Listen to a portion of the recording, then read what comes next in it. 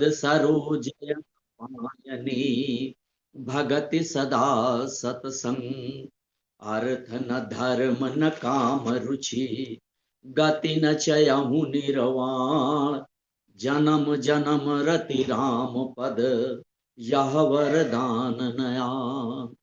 स्वामी मोहि न बिसारियो, चाहे लाख लोग मिल जाएं, हम सम तुम रे बहुत हैं, तुम सम हमरे नाय। बोलो भक्त भक्ति भगवंत गुरु, चतुर नाम बपु एक, जिनके पद बंदन किए, नाशक वेद ने अनेक। बोल श्यावर रामचंद्र की जय, कृष्ण कन्हैया राधा मैया की जय। अभी गुरुवर के द्वारा ऋषि करदम जी की और देवहूति की कथा का रसपान हम सब लोग कर रहे थे। उन्हीं के कुछ शब्द दिल में रुक गए, तो उसी को हम आपसे साझा करेंगे। गुरुवर को नमन करते हुए, आप सबको प्रणाम करते हुए, देवहूति और कपिल देव के वृतांत में चलते हैं। ये बात उस समय की है जब भगवान ब्रह्मा जी ने सृष्टि के लिए मनु और शत्रुपा को दिया, और उस समय ये मैथुन प्रथा के द्वारा प्रथम बार सृष्टि का जब आगाज होने को हुआ, तो करदम जी के अंदर बड़ी जिज्ञासा, और यही भगवान से मांगा भी कि प्रभु आप हमारे दिल की बात को तो जानते ही हैं, तो हमें क्या करना है, हमें आज्ञा दे। तो भगवान ने यही उनको आज्ञा दी कि आप और जा करके सरस्वती नदी के किनारे पे जा करके, बताते 10,000 वर्षों तक के तप किया। तब नारायण भगवान ने दर्शन दिया और कहा कि जो मांगना हो मांग लो। तो करदम जी तो पहले से ही निश्चित किए बैठे थे, भगवान की कृपा तो उनको पहले से ही प्राप्त थी। तो उन्होंने कहा कि हमारी इच्छा सृष्टि को, और हमारा ब्याह जो है, हम ऐसी कन्या से चाहते हैं जो हमारे अनुरूप हो। इतना कह करके भगवान ने कहा ठीक है, हमने तो पहले से ही विधान तय करके रखा है आपके लिए। परसों जो है मनु और शत्रुपा आपके आश्रम में अपनी बेटी को लेकर के आएंगे। उसी समय अपनी बेटी का ब्याह भी आपसे करेंगे। करदम जी बड़े प्रसन्न हो गए। अच्छा, अब यहां पे एक चीज आती है कि जब करदम मनु महाराज अब और शत्रुपा अपनी बेटी देवहूति को लेकर के पहुंचे हैं, तो जब भगवान ने कह दिया था कि परसों आएंगे मनु और शत्रुपा अपनी बेटी को लेकर के ब्याह के लिए, तब करदम जी सशंकित क्यों थे? तब उन्होंने किया क्या? देखिए, उन्होंने सोचा कि भगवान की हर बात तो ठीक है, मगर एक बात से हम सशंकित रहते हैं। वो कौन सी बात थी? कि भगवान जो है सबके गुणों को ही देखते हैं, भगवान अवगुणों को तो देखते ही नहीं। तो हम तो ऐसा है नहीं, हम तो परीक्षा लेंगे, क्योंकि भगवान की ये बात हमको थोड़ा सा अचरज में डालती है, क्योंकि भगवान, वैसे भी देखिए हम सब देखते हैं कि भगवान अगर हम सबके तो गुण, अगर अवगुणों को देखने लगे भैया, तो हम लोगों का तो क्या होगा, ये तो वो भी नहीं जानते होंगे, हम क्या जान पाएंगे। इसलिए भगवान किसी के भी हो, सबके गुणों को ही देखते हैं, कितना भी पापी हो, दुर्दांत हो, मगर भगवान कभी किसी को अवगुण की तरफ उसके नहीं ध्यान करते हैं, सोचते हैं इसमें कुछ ना कुछ तो गुण है। तो आज करदम जी परीक्षा लेने के लिए 3 आसन बिछाए, और 3 आसन बिछाया, तो एक तो मनु महाराज का हो गया, एक शत्रुपा का हो गया, और एक देवहूति का। तो अब वो परीक्षा क्या लेना चाह रहे हैं, कि देखना चाह रहे हैं कि जिससे मेरा ब्याह होने जा रहा है, क्या वो मेरे अनुरूप है, मेरे गुणों से मेल खा जाएगा। अच्छा, हम लोग ज्ञानी तो बहुत हैं, और नहीं भी होंगे तो बखान करते हैं कि हम ज्ञानी हैं, मगर हम विवेकी नहीं हैं, हम विवेक को धारण नहीं करते, और थोड़ा सा ज्ञान लेकर के भागते रहे। तो आज महान जीव आत्मा परीक्षा लेने के लिए 3 आसन लगाए, तो एक पे तो मनु जी बैठ गए, एक पे शत्रुपा बैठ गई। अब मैया देवहूति सोचने लगी कि ये इस आसन में हमको अगर बिछाया है, तो हमको तो पाप लगेगा कि अभी तो मेरी शादी भी नहीं हुई है, और फिर हम पति से सेवा कराएं, तो ये तो हम पाप लग जाएगा। और यदि हम नहीं बैठते हैं, तो एक ऋषि का अपमान हो जाएगा, तिरस्कार हो जाएगा।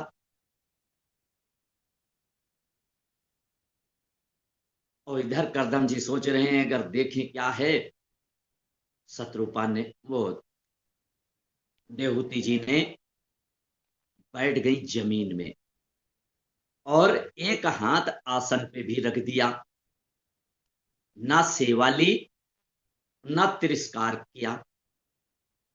अब इतना देख करके करदम जी बड़े प्रसन्न हो गए। अरे क्या बात, हम जैसा चाहते थे वैसे ही, हमारे अनुरूप स्वीकार किया है।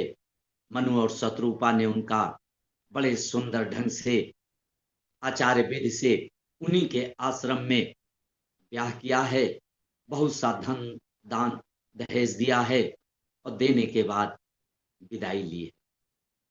मगर शादी के पहले एक वचन ले लिया था मनु महाराज से कि देखो, ब्याह तो हम कर लेंगे, मगर ब्याह होने के पश्चात, संतान होने के पश्चात, हम फिर तपस्या के लिए चले जाएंगे।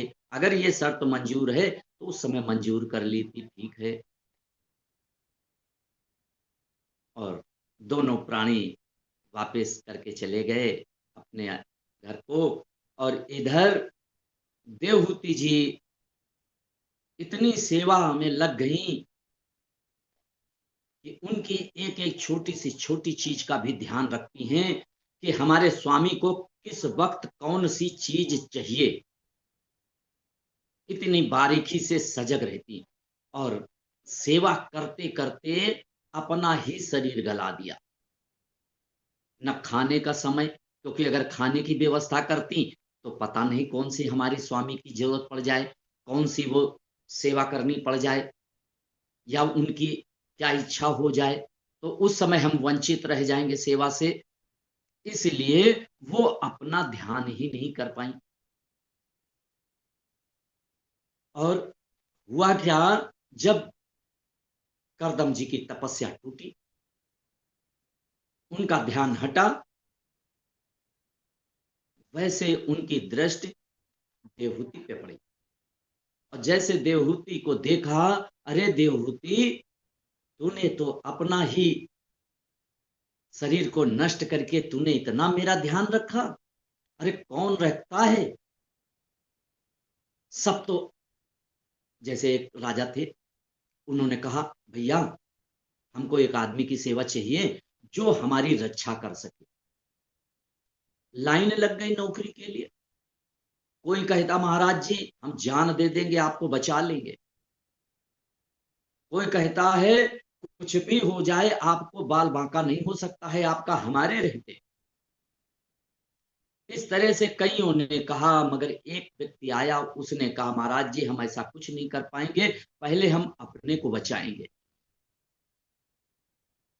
और जब अपने को बचा लेंगे फिर आपको बचाएंगे। तब सेठ ने कहा नहीं, बिल्कुल सही है, इसी को हम नौकरी पे रखें, क्योंकि इसकी बात में सत्यता है। और हम लोग थोड़ी सी मान बढ़ाई पाने के लिए और तुरंत कह देते कि नहीं, हम अपनी जान की परवाह नहीं करेंगे। अरे भैया, ये तो कहने की बात है, जब करने की बात आएगी तो हम उस जगह से विचलित होकर के हट जाएंगे, यानी झूठे बन जाएंगे। तो आज करदम जी ने बहुत उनकी तारीफ की और बड़े ही दिल से उनको आशीर्वाद भी दिया कि अब तुम जो मांगना चाहो मांग लो, तुमने हमारी बड़ी सेवा की है, अब जो चाहो बोलो क्या चाहिए। देवहूति मैया ने कहा कि जो आपने वचन कहा था, शादी के पूर्व जो आपने वचन लिया था, उसी वचन को पूरा करिए। अब कह तो दिया, और मगर कहने के बाद मैया थोड़ा निराश हो गई। निराश क्यों हो गई कि अपने शरीर की तरफ ध्यान गया। अरे हम तो कितने कुरूप हो गए हैं, और कैसे स्वामी के साथ जाएं। करदम जी उनकी भावनाओं को समझ गए और कहने लगे कि ये जो बिंदु सरोवर में है, पहले जाकर के बिंदु सरोवर में स्नान कर लो। और जैसे बिंदु सरोवर में स्नान करने के लिए गई, हजारों सखियां उनको स्नान करा रही हैं, और वो जो निर्मल दिव्य काया निखर करके आई, मैया खुद बड़ी प्रसन्न हो गई। सखियों ने खुद सजाया, श्रृंगार किया है, श्रृंगार करके करदम जी के पास लेके आई हैं। और करदम जी ने इधर मनवांछित अपनी मन से चलने वाली एक इतने दिव्य रथ का निर्माण किया, और उस रथ पर बैठ करके दोनों प्राणी निकल गए भ्रमण करने के लिए। भ्रमण करते रहे, बहुत स्थानों में, मनोरम स्थानों का दर्शन किया, और उसी दरमियान उनकी 9 कन्याओं का जन्म भी। और जब 9 कन्याओं का जन्म हुआ तो उनके मन को थोड़ी सी बेचैनी होने लगी कि अरे हमने तो वचन कुछ और लिया था।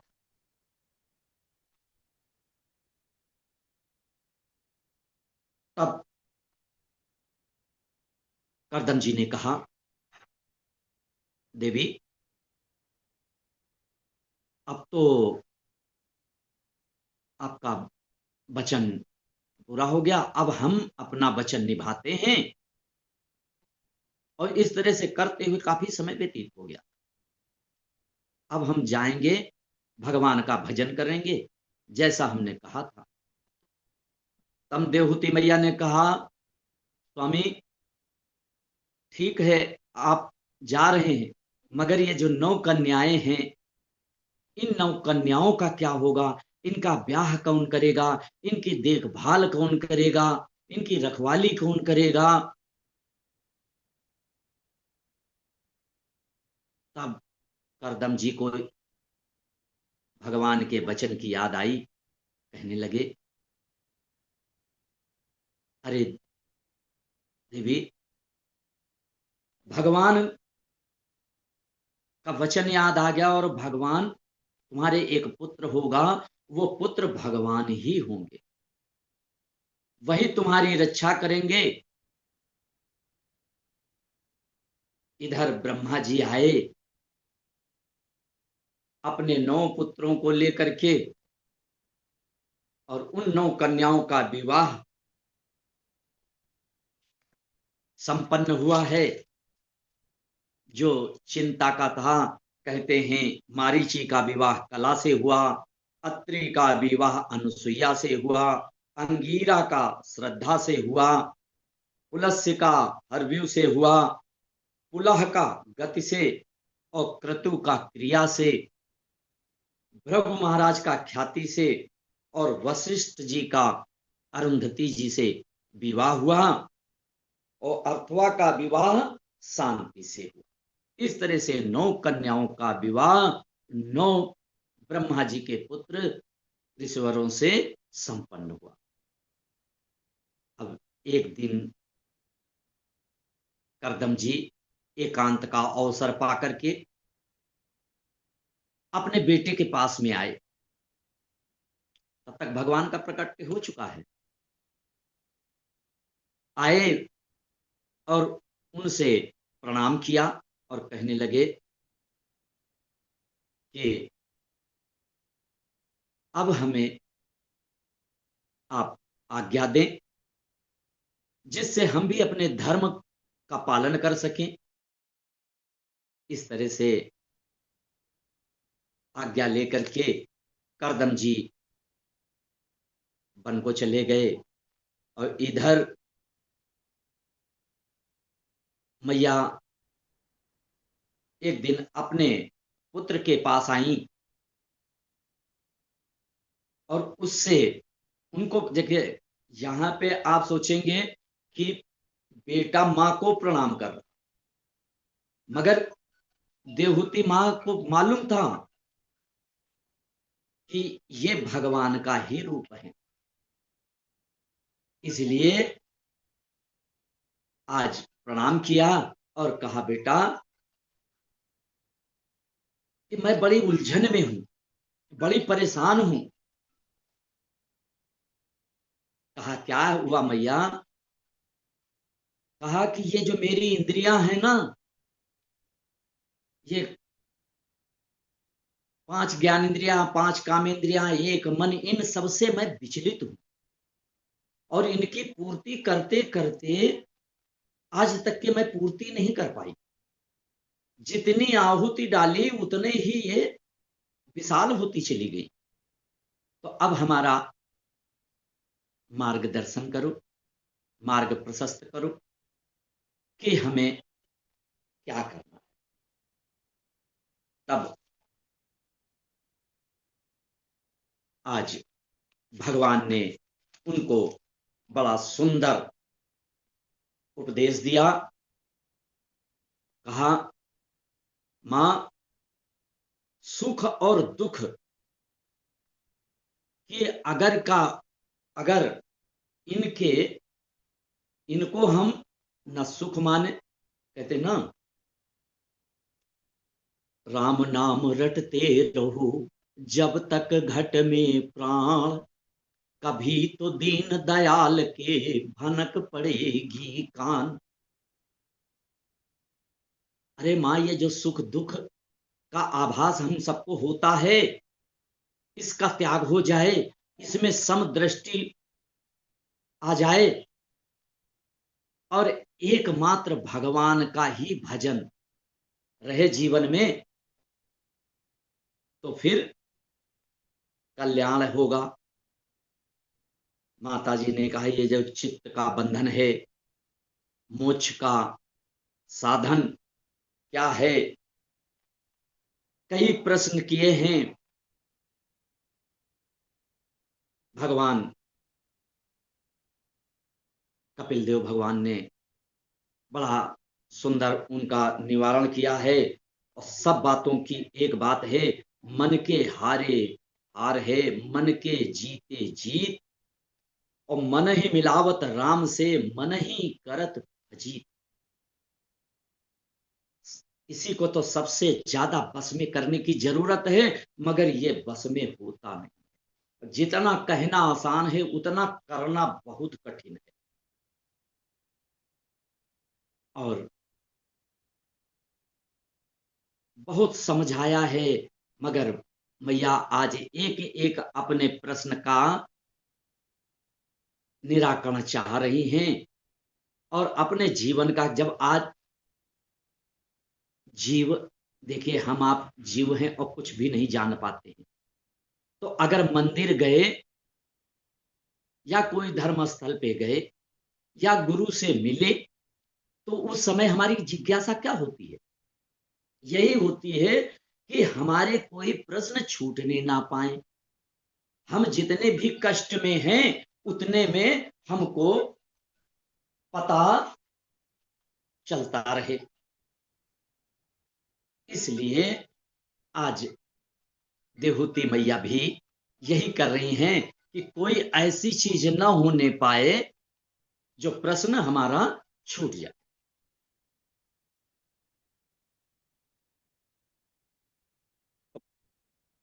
दुनिया में जैसे शत्रु हैं, हम बड़े आसानी से मित्र, हम, अगर कोई हमारा मित्र है और उसकी 10-100 अच्छाइयां हैं, अगर एक बुराई हो गई तो हम उसकी बुराई को छोड़ देंगे, बुराई को अपना लेंगे, अच्छाइयों को, 100 अच्छाइयों को छोड़ देंगे। अरे जरा फोन देख लो, अच्छाइयों को छोड़ देंगे और एक बुराई को लेकर के जीवन पर्यंत उसी को हम रखते रहेंगे कि इस कारण से ऐसा हो गया। तब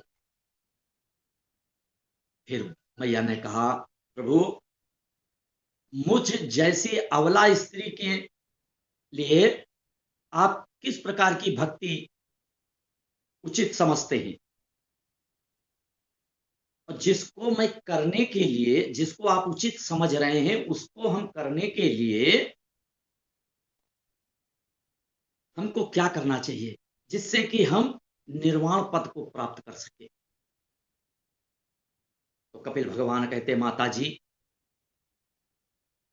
मेरी निष्काम भक्ति, और हम कामना में लगे रहते हैं। निष्काम भक्ति और जो हमारे संस्कार हों, जो हमारे कार्य हों, ना तो अपेक्षा को लिए हूं और ना उपेक्षा को लिए हूं। और यही दो चीजें हैं, अपेक्षा और उपेक्षा, हमको संसार में विचलित किए रहती। हम भगवान के मार्ग को नहीं पाते हैं, बस इसी में भटका करते हैं। अगर हमको भगवान को पाना है, भगवान कह रहे हैं यदि हमको पाना है तो अपेक्षा और उपेक्षा से बच जाओ और निष्काम भाव से जो भी कार्य करो हमको अर्पण कर दो। अच्छा हो या बुरा हो, कोई भी हो गया, मगर वो हमको अर्पण कर दो तो कल्याण हो जाएगा। इस तरह से चलता रहा। प्रकृति के काफी पूछे हैं, कितने तत्व हैं, सबको बताया है, तो हम ज्यादा विस्तार तो नहीं करेंगे। और जब तक हम गुरु की वाणी नहीं सुन लेंगे तब तक हम कर भी नहीं सकते हैं विस्तार, क्योंकि हमारा ज्ञान बहुत सीमित है। तो कल जो हम गुरु की वाणी को सुनेंगे तो फिर हम आगे का विस्तार जब भी अवसर आएगा हम विस्तार भी करेंगे। तो अपनी वाणी को यही विराम देते हैं। आप सबको नमन बंदन प्रणाम करते हैं, गुरुवर को नमन करते हैं। जय श्री राम, जय श्री राम, जय श्री राम। बहुत सुंदर कथा, बहुत सुंदर। बहुत सुंदर। धन्यवाद धन्यवाद। बहुत अरे सुंदर। आप तो हमारी ये आप वाणी नहीं, प्रेम है इतना जो कि हमारी हर बात आपको प्रिय लगने लगती है। ये तो आपकी नहीं, दृष्टि है जो हम पर कृपा बनी हुई है आपकी भाई। आपकी पूरी कथा हम सुनते हैं। जी जी जी जी। चलिए, और कथा आपकी समाप्त हो गई? हाँ, कल समाप्त हो गई, तभी तो आज हाँ, अवसर चलिए मिल गया। चलिए, इसलिए